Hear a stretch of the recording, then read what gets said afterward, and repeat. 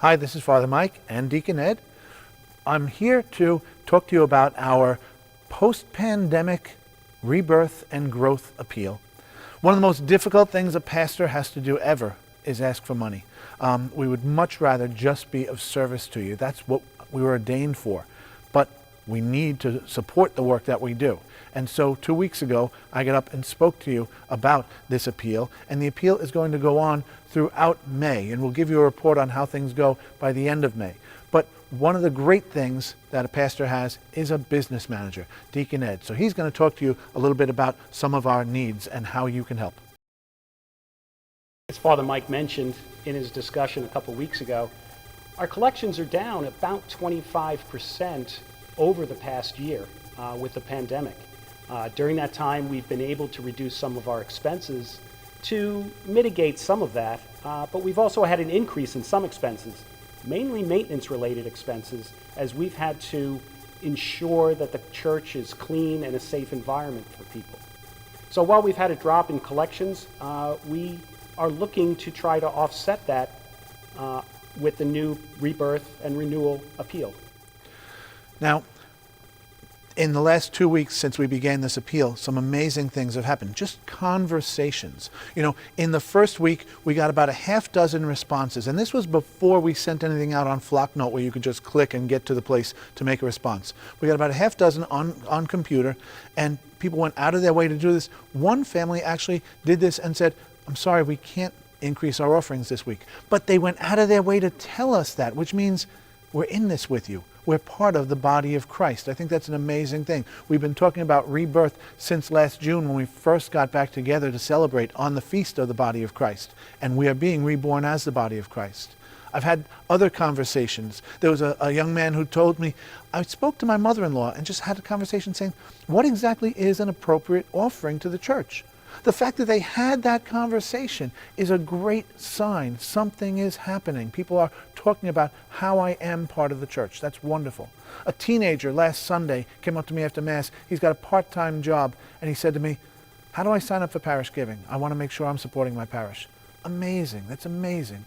And I even heard somebody say that the way they've always done it is right after we pay our mortgage, we look at what we're giving to the church. First thing on their financial agenda.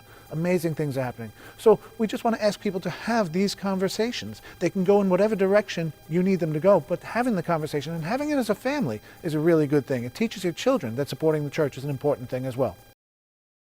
Some of the questions and feedback that we've received so far are along the lines of how are we going to measure our success on this appeal? Well, over the course of the next month, we're hopeful to get a lot of responses.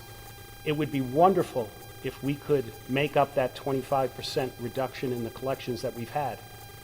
But let's be realistic. Things are difficult for everybody. So it may or may not happen. So when we think about success, success is also how we're all contributing to the parish in a number of different ways. The monetary side would be wonderful, but it's also the responses, as Father Mike mentioned, just responding to the Rebirth and Renewal, letting us know that people are conscious of the fact that the church is part of their life. So it may be coming back in the number of responses, it may be the verbal and other feedback that you give us.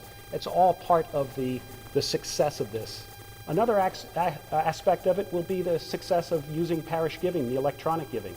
It's a much more consistent way of giving, so that when people can't make Mass, whether it's vacation, whether it's trips, whether it's family get-togethers, we know that that contribution is still coming in on a weekly basis.